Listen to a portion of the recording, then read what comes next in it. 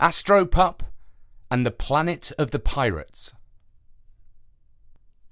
Hello, this is Richard, and I'm here to introduce the next episode in our mini-space saga about Astroup.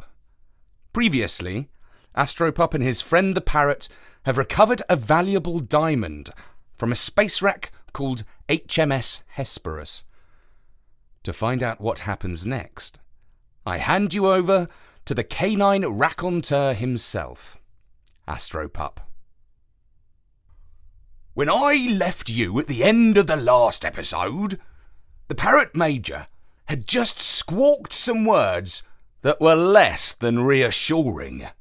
His exact words were, "Trouble! Here we come!" And he had pressed a button on his dashboard that sent our spaceship hurtling towards a destination unknown to me. When he had calmed down, I ventured, "May I ask to what kind of trouble we are heading?" "To the planet of the pirates," said the parrot, "where they will pay a pretty price for our diamond. We can buy our own moon and build a palace on it. We can fill the garden with trees. Heck, we can have 1,000 lampposts if you want. We can invite all sorts of pretty birds and scruffy lady dogs. We'll live like space celebrities." "Oh," I said, "that kind of trouble. I did the only thing I could under the circumstances. I went to sleep." The parrot told me later that he took us across the universe via a shortcut. He called it a wormhole in the curvature of the time-space continuum. Don't ask this dumb dog what that means. All I know is that we were down that wormhole for about a month before we popped out the other end. The planet was in full view. It was a deep blue sphere, not unlike our own dear Earth. "This beautiful planet is nearly all ocean," said the parrot. "But there's one island on it that's a perfect paradise. It has trees, fresh water, flowers, butterflies, colourful birds, and sandy beaches. 20 years ago, the Earth spaceship HMS Hesperus landed there. The crew liked it so much, they decided to disappear. They destroyed their radio, and the blip popped on the screens of Space Center back on Earth. About the same time, their sister ship, HMS Hesperus, became a space wreck on the other side of the cosmos. They, as we think, were eaten by space sharks. They, as we now think, were eaten by space sharks. But the crew of HMS Hesperus went on a permanent holiday. They used the diamond, the power source of their ship, to found a bank. Thieves and scoundrels from all over the universe came to the market on the island to buy and sell their ill-gotten gains." "How'd you know all that?" I asked. "A little dicky bird told me," he replied cryptically. "I knew that he had picked up all sorts of secrets while we were on the Ship of Birds, an adventure I've told you about before. We passed through the atmosphere of the planet. That's always the worst part of space travel. Our tin ship gets all hot and shakes about. Once you are cruising through into the cloud, however, it's rather pleasant. Our craft sprouted wings and we glided into land. The parrot touched us down on a perfect runway in the middle of the island. A little buggy, driven by 2 monkeys, trundled over the tarmac to meet us. We slid down the chute onto the ground. My 4 feet wobbled after all the time cooped up in the craft, but it was lovely to breathe fresh air. It smelt of coconuts. How long are you staying?" asked the first monkey from beneath his peaked cap. "About a week. I mean an Earth week," answered the parrot. And how are you paying? Paying? For the parking. Oh, said the parrot. we've got bird seed or dog biscuits. Either will do. Well, in that case, we'll use dog biscuits, said the parrot. It was an expensive planet. Just the taxi ride into town cost us a packet of biscuits. As for the parking, that was astronomical. The parrot didn't care. He said we were rich now, and I'd better get used to the life of a pampered pooch. I could chew on mink-lined slippers if I so wanted. As we rode along in the open-topped car, I let my tongue hang out and felt the breeze in my fur. The air was warm and fragrant. For the first time in months, I felt like a dog again, now we could see the sparkling ocean. Are there any sharks in the sea? I asked. No, said the taxi driver, who was another monkey. Nobody is allowed to bite anyone else on the island. There's a pirate's truce. You mean I can't chase cats? Unfortunately, said the monkey, it's against the law. Well, apart from that, it seemed like Pirate Island was a perfect paradise. We soon learned, though, there was a proviso. It was perfect if you were rich. We checked into a luxury kennel where the prices were moon high. We sat on the veranda and the waiter brought the most expensive bowl of water I've ever drunk in my life. Relax, said the parrot. At the end of the week, we'll be too rich to care. The guests were a mixed bunch. There were cat people stretched out on sunbeds. Yuck! But I stayed calm, swallowed my yaps, and resisted the urge to chase. There was a nice-looking family of poodles, but they didn't understand my woof. Then there were creatures I'd never seen before, like a giraffe with 2 legs, and a scary kangaroo with a mouth full of teeth like a crocodile. When the waiter told the kangaroo there was no meat on the menu, he got cross and threatened to eat him. A bird flew off to get help. That was when we saw our first human. A big, burly fellow with a red face. If he had been a dog, he would have been a Doberman Pinscher. A laser gun was strapped to his waist. The scary kangaroo calmed down and ordered a bowl of grass. The sun set over the ocean, and we had a good rest in our room. In the early hours of the morning, I crept out of my basket, went out into the hotel garden, and buried our diamond under a palm tree. Nobody would think of looking for it there. In the morning, we visited the market. This was a huge area in the middle of a park. Pirate creatures from all over the universe sat under shady umbrellas and awnings. Everything under the galaxy was on sale.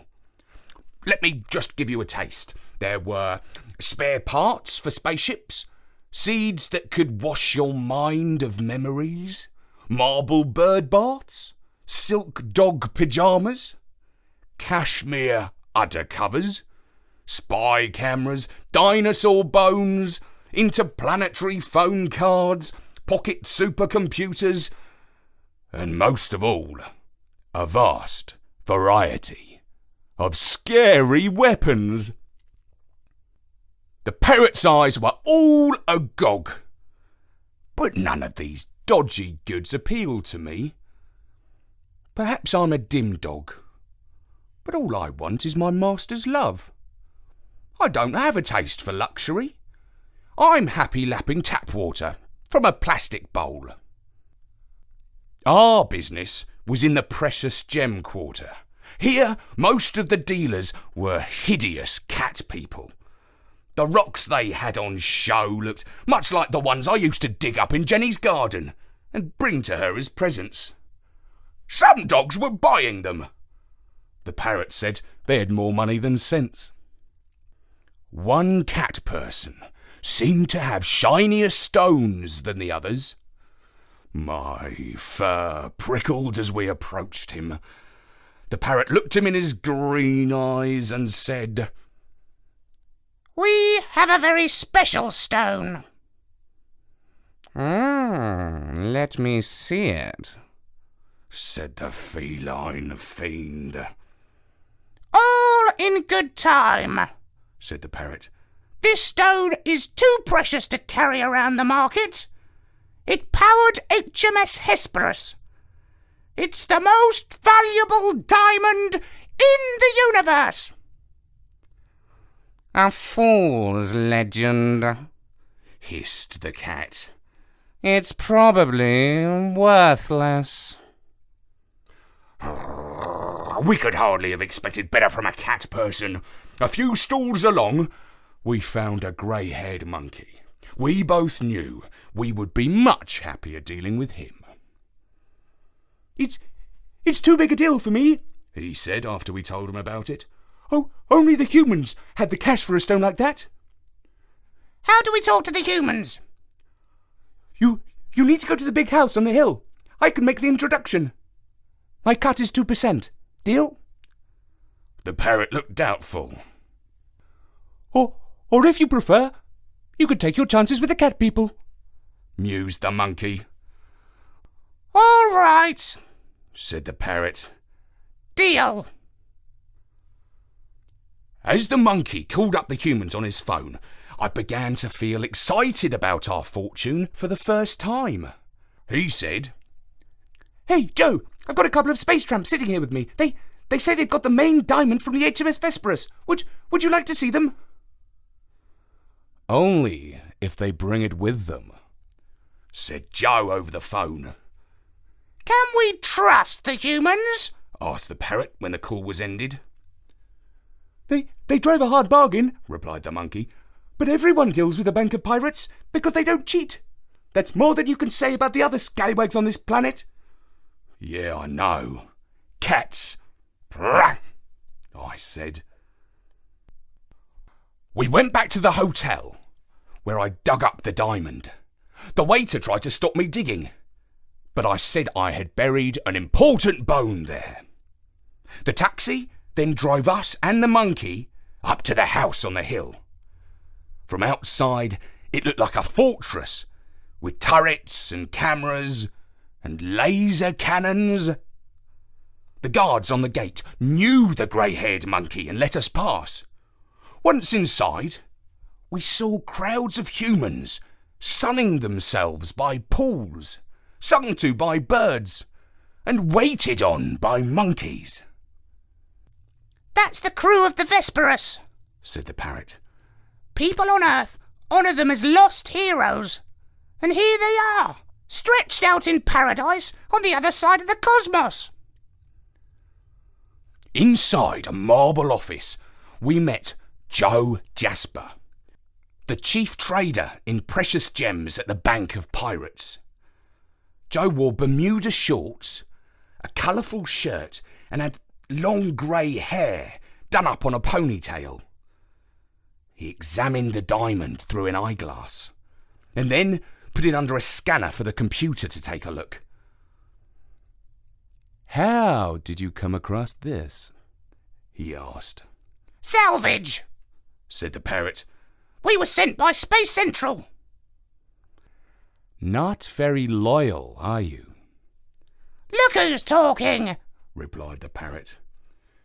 Well, it's always good to meet a fellow pirate, said Joe. I had an old school friend on the Hesperus. What happened to the crew? Eaten by space sharks, said the parrot. Not likely, said Joe. Space sharks are metallarians. They feed off metal and electricity. They don't go in for meat. Then he looked at the computer screen. Well, he said. A positive identification. This is indeed the diamond from the Hesperus. You're telling the truth about that at any rate. What's it worth? asked the parrot. As a rough ballpark figure, 5 million tons of birdseed. Oh, come on, Joe. A cat's already offered us 10 million. Lied the parrot. I need to talk to my partners about a deal of this size. But let me give you this advice for free. You would be mugs to trust cat people. The only straight dealers on this planet are the Bank of Pirates. Leave the diamond with me. I'll give you a receipt for it. The parrot's little eyes looked alarmed for a moment. Is it safe here? He asked. The monkey nodded. The only safe place on the island, He said. and a lot safer than in a hole in the hotel garden. And so we left the diamond with Joe. That evening, the parrot was in a flutter of excitement. Dear dog, He said. with 5 million tons of birdseed each, we can buy anything we want. Oh, good-o, said I, yawning and ready to curl up in my bed. But he was hopping from side to side on his perch. Let's go clubbing! He exclaimed. There would be no peace with the parrot in this mood. Half an hour later, we were sitting in the Kennel Club with a glass of peanuts and a bottle of water. The club was a remarkable watering hole, crammed with animals who would normally be having each other off the menu.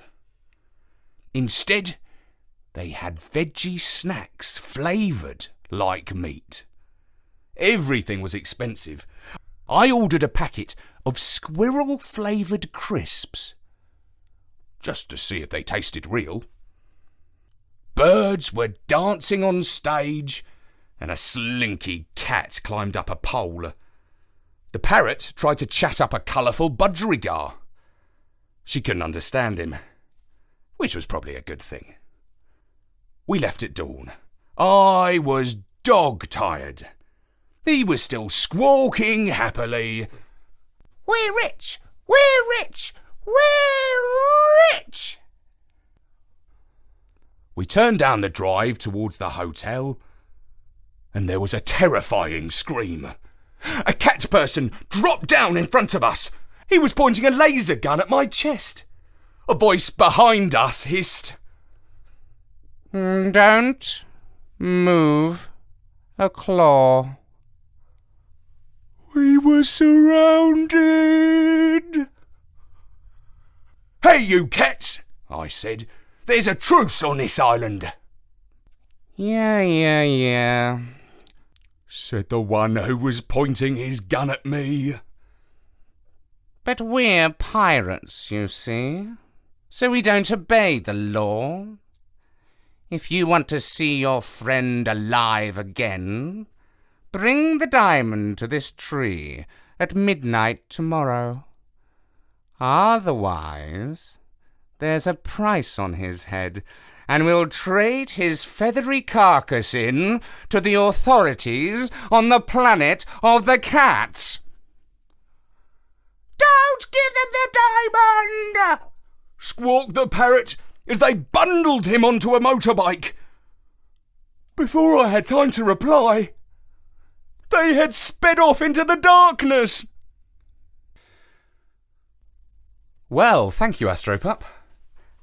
I can see that left you in a bit of a quandary. I'm really eager to find out what happens next. Don't forget, Bertie is inviting you back to storynori.com very soon. For now, from me, Richard, goodbye.